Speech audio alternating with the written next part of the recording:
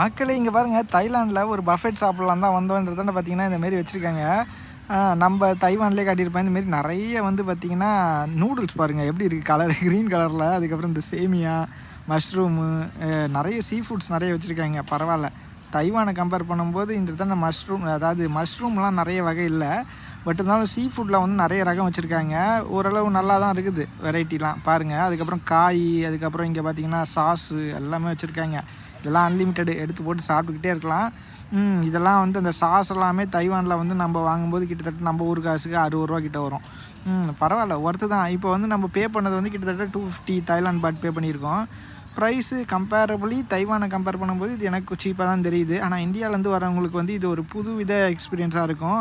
அதனால் கண்டிப்பாக ட்ரை பண்ணி பாருங்கள். இந்தமாரி ஃபுட்ஸ் எல்லாம் நீங்கள் வந்து அன்லிமிட்டடாக சாப்பிட்டு நல்லா என்ஜாய் பண்ணுங்கள். வாங்க, இப்படி தான் இருக்குது பாருங்கள், கடையை பாருங்கள், இப்படி தான் இருக்குது.